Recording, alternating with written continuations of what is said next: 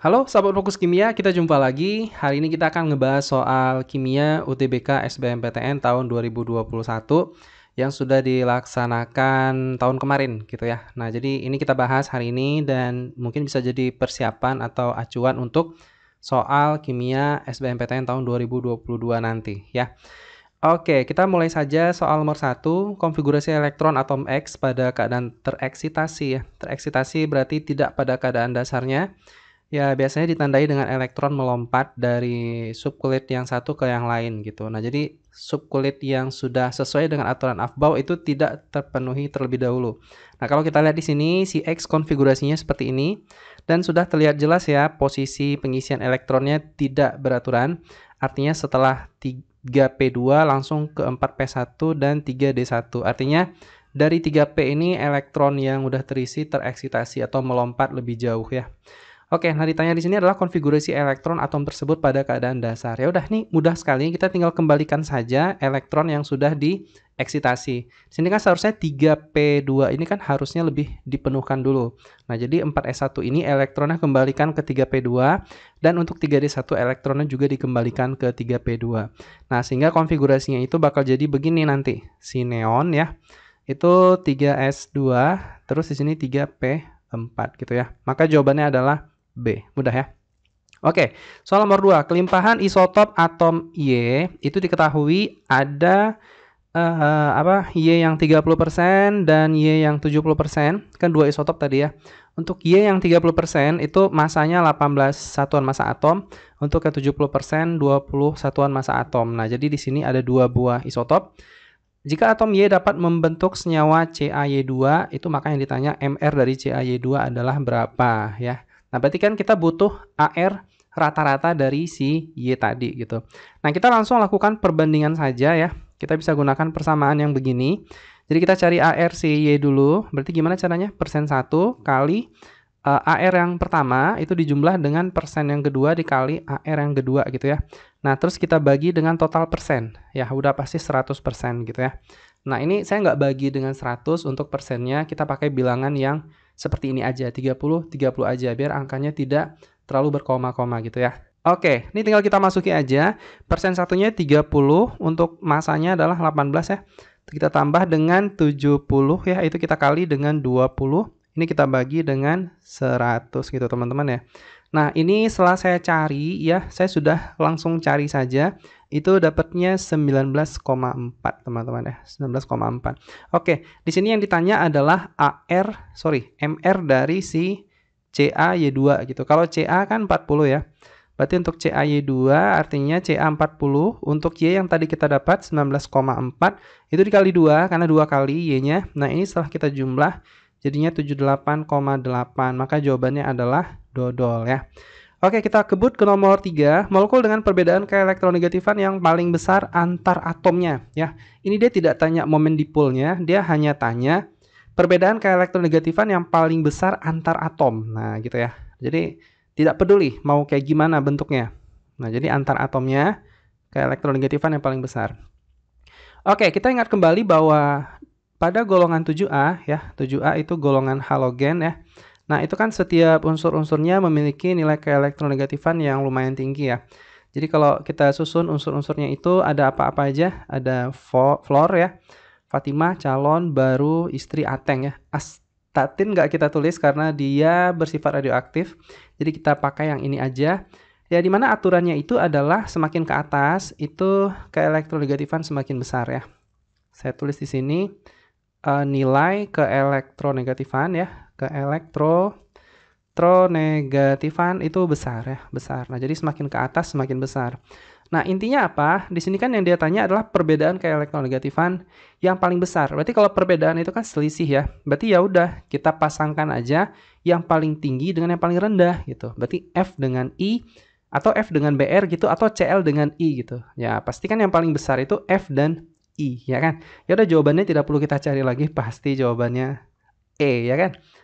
F dan I. Ingat ya, tadi saya bilang dia nggak tanya momen dipol, dia hanya tanya selisih keelektronegatifan antar atomnya gitu. Berarti jawabannya E ya, IF5. Oke, kita lihat nomor 4. Di sini katanya senyawa XeF2 mempunyai struktur geometri seperti ini. Nah, ini struktur geometrinya. Dan ini ada simbol Lewis. Ini langsung dari soal aslinya ya. Dia gambarinnya seperti ini memang. Nah, jadi kalau kita lihat si XEF2 ini kan bentuk geometrinya AX2E3 gitu ya. Ini kan bentuk linier ya. Bentuk linier, ya sudah. Yang ditanya di soal adalah spesi berikut yang kira-kira bentuk geometrinya sama seperti yang ini gitu ya. Nah, berarti sekarang kita tinggal gambar aja untuk SF2. Ini bentuknya seperti air. Jadi ini udah pasti salah ya. SF2 itu bentuknya kayak gini. F di sini F. S itu ada 6 elektron valensi ya, sesuai dengan data yang diberikan. Berarti kan masih ada 4 elektron yang tak berpasangan. Maksud saya 4 elektron yang tidak berikatan, berarti kan menjadi 2 pasang elektron bebas. Dan ini untuk geometrinya itu adalah AX2E2 ya, berarti tidak cocok. Untuk IF2 min, ini ada kemungkinan benar. Di sini kan untuk I itu ada 7 elektron valensi. Ini ada minus, berarti minus ini kita anggap aja mengcover atom pusat, berarti kan jadi 8 ya, full. Dan F ini mengikat masing-masing 1 elektron dari I. Jadi sepertinya sudah benar IF2 min ya. Jadinya kan bentuknya kayak gini, IF. Nah, di sini ini ada elektron bebas, ini ada elektron. Nah, di sini ada elektron dan 1 elektron lagi kita anggap bersumber dari si minusnya gitu. Nah, ini kan berarti geometrinya apa? Berarti di sini AX2E3. Berarti kan ya udah pasti jawabannya B gitu ya. Cuman kita gambar aja semua biar kalian bisa lihat letak perbedaannya kayak gimana. Untuk NF2 minus, nah berarti N kan elektron valensinya ada 5.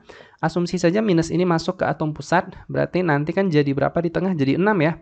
Nah, terus si F-nya 2 buah mensumbang 1 elektron. Berarti kalau kita gambar bentuknya kan seperti air juga, ya kan? N, di sini F, di sini F, ini elektron N. Dan 1 elektron N, asumsikan saja itu dari yang minus tadi ya. Nah, berarti ini bentuknya itu seperti si SF2 tadi ya. Berarti di sini AX2E2 juga. Oke, untuk BRF2 plus ini juga sama sebenarnya. BR itu di sini nggak dikasih tahu ya. Oke, nggak masalah. BR itu elektron valensinya 7 karena dia termasuk unsur halogen ya. Nah, cuman di sini nggak ada positif ya. Berarti 7 elektron valensi. Kita anggap kekurangan 1 menjadi 6. Berarti kan nanti bakal jadi kayak gini bentuknya. BR. Nah, ini mengikat si F. F. Nah, berarti ada 2 pasang elektron bebas. Seharusnya kan ada 5 elektron yang tidak tergunakan. Cuman di sini ada positif. Berarti hilang menjadi 2 pasang. Maka di sini bentuknya AX2E2. Terus yang terakhir si OF2 ini sama seperti SF2 ya. Karena O itu kan satu golongan dengan S. Berarti jadinya di sini O, F. Nah, ini juga F. Ini 2 pasang elektron bebas, berarti AX2E2. Oke, maka jawabannya B ya. Oke, kita lanjut nomor 5. Ini soal stoikiometri untuk reaksi pembatas. Di sini kita tidak butuh mol, karena di sini kan kondisinya suhu dan tekanan yang sama ya. Berarti volume boleh kita anggap sebagai mol. Oke, berarti di sini saya tulis ulang aja deh reaksinya C2H4 ya, ditambah 3O2. Itu menjadi 2CO3 ditambah 2H2O. Nah, kita buat analisanya, yaitu mula-mula ya, mula-mula reaksi, sisa. Ini saya coret aja. Nah, di sini, nah katanya gini, si reaksi ini dia menggunakan 50 mili gas etana yang dibakar dengan 300 mili oksigen. Nah, yang ditanya adalah volume CO2 yang terbentuk. Oke, nah kita langsung masukin aja data-datanya. Kita pakai tinta apa? Warna biru ya. Nah, si etana itu katanya 50 mili ya, untuk oksigennya 300 mili. Nah, ini kita tebak reaksi pembatasnya dengan membagikan volume dengan koefisien. 300 kita bagi dengan angka 3 di koefisien si O2, berarti kan jadi 100 ya. Untuk 50 bagi 1, 50. Nah, yang paling kecil kan reaksi pembatas tuh. Berarti yang paling kecil itu adalah si yang C2H4 ya. Maka di sini 0. Sisanya ini harus 50 mili. Dan yang ditanya adalah CO2. Ini 2 kali ya, karena koefisien CO2 2/1, berarti di sini 50, di sini berarti 100 ya. Oke, berarti yang terbentuk itu 100 mili, maka jawabannya itu adalah B ya. Oke, kita lanjut nomor 6. Nah, di sini katanya suatu senyawa organik mengandung unsur CH dan N. Pembakaran, nah ini kita tinggal bakar aja. Tapi saya tandain dulu deh, hanya ada CH dan N ya. 1 mol senyawa ketika dibakar menghasilkan 6 mol CO2, 4 mol H2O dan 2 mol NO2. Nah, yang ditanya empiris, hati-hati banget, ini soalnya sangat kejam ya. Yang ditanya empirisnya. Oke, jadi kita bakar dulu CX, HY, NZ gitu ya. Kita bakar hasilnya dia udah bilang sendiri 6 mol CO2, berarti 6 CO2 tambah 4 H2O ditambah 2 NO2. Itu yang dia bilang ya. Kita tinggal kerjakan saja di sini. Jadi untuk si C-nya udah ketahuan. C-nya di sini ada 6C ya. Maka X jadinya 6. H di sini ada 8. Ini H2O-nya 4 kali 2 jadinya 8 ya. Untuk Z-nya ini N-nya 2. Berarti di sini 2 ya. Maka rumusnya itu adalah apa nih rumusnya? C6 H8 N-nya 2. Ini masih rumus molekul yang dia minta empiris, tinggal dikecilkan saja dibagi 2 kayaknya. Jadi C3 hanya 4 N-nya 1. Maka jawabannya adalah A. Oke, gimana? Bisa ya? Ya kita kebut terus ya, tidak susah nih sebenarnya, cuman ya gitu ya, menjijikkan aja. Oke, soal nomor 7, campuran gas He, gas Ne, dan gas Ar ya, memiliki tekanan total 1 atm. Ingat, campuran mereka ini tekanan totalnya 1 atm. Jika dalam campuran tersebut terdapat 2 mol gas He dengan tekanan parsial 0,5 atm, katanya jumlah seluruh gas dalam campuran tersebut adalah. Nah, kita ingat kembali ketika mencari tekanan parsial dari campuran gas. Nah, itu kan kita bisa menggunakan fraksi mol. Oke, berarti gimana nih rumusnya? Jadi rumusnya gini, P parsial, misalkan di sini kan P helium ya. Nah, berarti fraksi mol helium itu kita kali dengan P totalnya. Nah, jadi gitu cara mencari P parsial dari tekanan total. Nah, untuk fraksi mol itu adalah mol si He kita bagi mol total.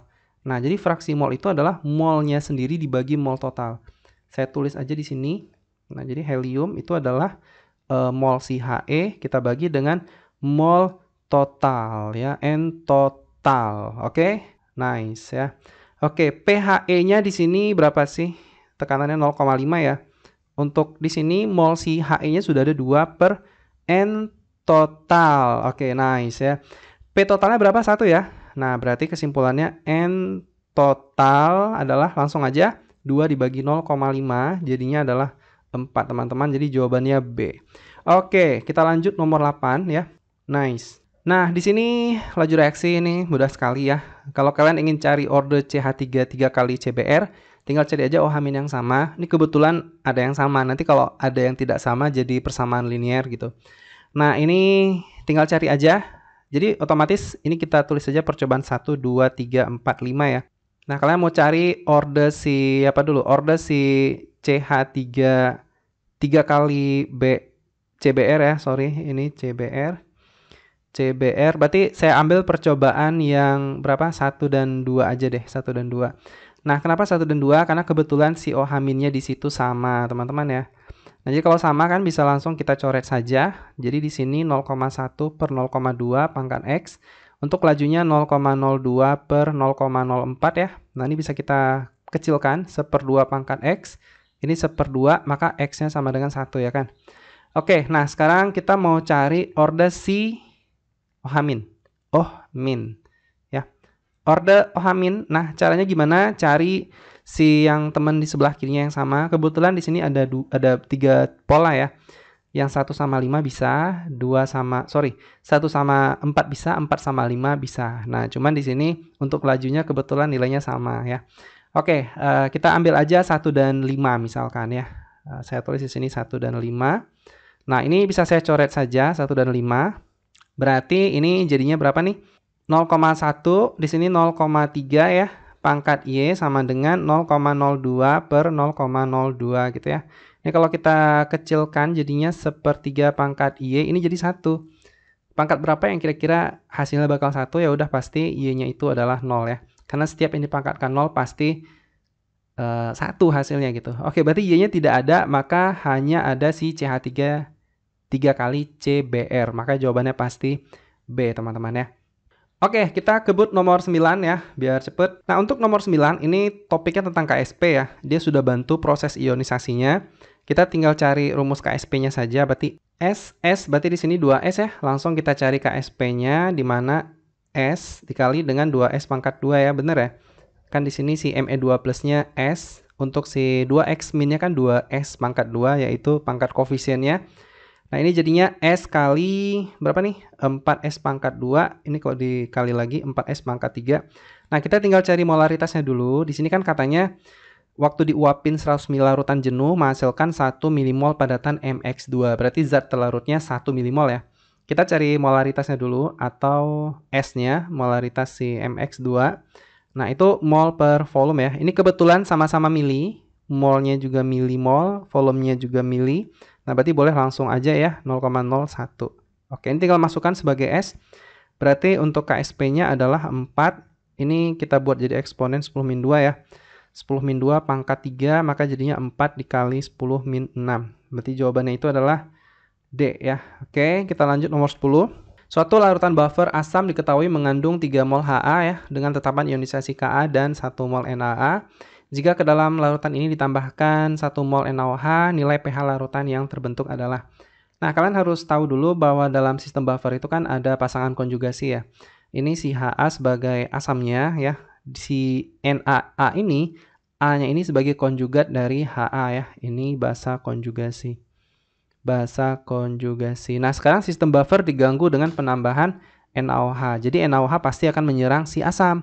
Nah, berarti dalam kasus ini si Ha akan diserang oleh NaOH gitu ya. Ini menjadi apa? NaA ditambah H2O gitu ya. Oke, kita buat analisanya seperti biasa, mula-mula reaksi sisa ya. Kita coret. NaA-nya jangan dicoret, kebetulan dalam sistem ini NaA-nya ada, yaitu 1 mol ya. Ini 1 mol. Terus katanya di sini untuk si Ha-nya itu 3 mol ya. NaOH-nya 1 mol. Oke, ini udah pasti NaOH habis bereaksi ya. Koefisiennya juga sama dan di sini NaOH 1 mol ya, lebih kecil. Berarti ini 0, 1 mol, maka di sini juga 1 mol ya. Ini juga 1 mol. Berarti Ha-nya bersisa yaitu 2 mol. Tapi untuk si NaA jangan dikurangi, tapi ini dijumlah ya. Karena kan di produk tadi. H2O nggak usah kita cari ya. Oke. Nah, di sini kita turunkan dulu rumusnya karena kan di sini dia pakai pKa ya.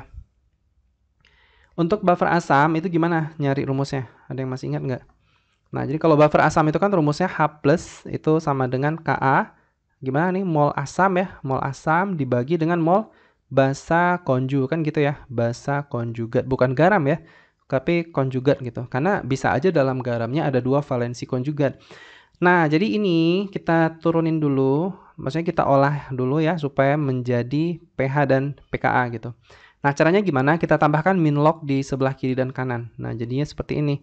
Min log H+ ya. Min log H+ sama dengan min log. Ini langsung saya kali ke dalam boleh ya. Perkalian log kan artinya penjumlahan ya. Berarti min log Ka ya, Ka min log mol asam itu kita bagi dengan mol basa konju teman-teman ya. Nih tulisannya agak jelek ya. Nah, min log dari si H+ ini kan jadi pH, bener nggak? Ini jadi pH sama dengan min log Ka kan jadi pKa, bener ya? Min log, nah ini tinggal kalian masukin mol asamnya 2, mol basa konjunya 2, ya kan? Kan tadi ini nilainya 2 gitu. Jadi log 2 per 2 kan 1 tuh, berarti log 1 0. Nah, maka kesimpulannya adalah saya tarik garis kemari, kesimpulannya berarti pH itu akan sama dengan pKa ya. Berarti jawabannya cendol ya. Oke, nomor 11 teman-teman, sedikit lagi kita hampir puncak ya. Oke, nomor 11, elektrolisis larutan yang mengandung ion WO42- selama bla bla bla detik. Nah, kita tandain aja dulu bagian pentingnya ini menghasilkan ini logam wolfram di katoda. Besarnya arus yang digunakan. Oke, kita sudah dapat maksud soalnya. Kita setarakan dulu reaksi redoksnya ya. Di sini kan WO42- itu direduksi menjadi W. Pakai setengah reaksi aja. Ini kita tambah berapa? 4H2O ya. Karena di sini O-nya ada 4, kita tambah 8H+ karena di sebelah kanan hanya 8. Di sini muatan elektronnya, muatan ionnya ada -2, ini +8, berarti elektronnya adalah 6 elektron ya kan? Oke, nah sudah setara reaksinya, proses reduksinya. Nah, di situ katanya terbentuk wolfram itu sebanyak 0,05 mol ya. 0,5 mol. Ini adalah W-nya. Kita cari mol elektron di sini. Ya, ini kita cari dulu. Jadi untuk mol elektron adalah 6/1 dikali 0,005 ya, 0,5 mol. Oke. Nah, ini setelah kita cari, saya sudah cari dapatnya 0,03 mol untuk elektronnya ya. Oke, kita punya dua persamaan ya. Persamaan yang seperti ini. Di mana Q sama dengan I kali T ya. Satu lagi Q sama dengan mol elektron dikali Faraday. Sehingga kalau kita padukan kedua rumus ini, kita temukan nanti rumusnya I sama dengan mol elektron dikali Faraday per T ya. Nah, mol elektronnya 0,03 tadi. Tetapan Faraday 96500, untuk T-nya dibilang di soal 965 ya. Setelah kita olah, dapat I-nya adalah 3 ampere ya. Jadi jawabannya E. Oke, kita lanjut ke nomor yang terakhir ya, nomor 12. Nah, di sini katanya pada ion SCN, ini udah digambarin sama dia baik sekali, orbital hibrida yang digunakan untuk berikatan oleh atom N. Nah, perlu kalian ingat ya, hibridisasi itu kan proses peluburan elektron supaya energinya sama dan bisa terjadi suatu ikatan ya. Nah, jadi untuk orbital hibrida ini boleh, ada dua tipe ya, boleh elektron ikatan ya, boleh elektron ikatan atau boleh elektron bebas. Karena pada dasarnya elektron pada subkulit terluar tadi itu kan akan melebur dulu. Nah, jadi pada saat peluburan itu kan pasti elektron bebas dan elektron ikatan akan terdapat di situ. Ya, itu kalau memang ada elektron bebas. Nah, kalau kita lihat si SCN, N itu masih punya elektron bebas pasang lagi, bener nggak? Karena kan elektron valensi N itu 5. Nah, jadi kalau kita gambar, bentuknya kayak gini. S, C, rangkap 2, di sini N, ya gitu ya kan? Nah, berarti kalau kita isi elektronnya, untuk si S, itu masih ada berapa elektron untuk si S? Berarti di sini kan oktet ya. Oktet 6 elektron, dan untuk si C sendiri tidak ada elektron bebas lagi. Untuk si N itu masih ada sepasang elektron bebas. Nah, ini kalau misalkan kita ingin mencari hibridisasi, cukup bentuk aja orbitalnya gitu. Jadi dalam orbital itu kan anggap aja isinya pasangan elektron atau dalam domain ya. Domain berarti satu set. Ya, kalau misalkan ikatan rangkap kan terhitung satu set domain gitu. Nah, ini berarti ada 1, 2, 3, 4. Berarti kalau 4 apa namanya? SP3 ya. SP3.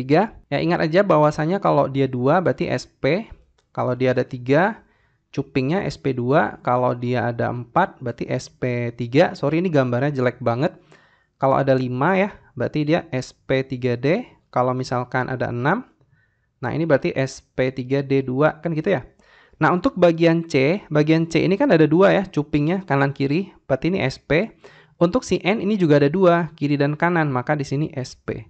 Nah, kebetulan ditanya adalah nitrogennya berarti SP, maka jawabannya A. Oke, baiklah, hanya itu saja yang dapat saya sampaikan hari ini. Kebetulan soalnya cuma 12.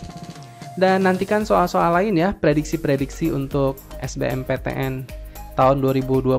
Nanti kita akan share juga soalnya, pokoknya kalian pantengin aja terus channel YouTube ini ya. Semoga sukses di SBMPTN 2022 nanti sesuai dengan harapan yang kalian inginkan. Amin ya. Sampai jumpa.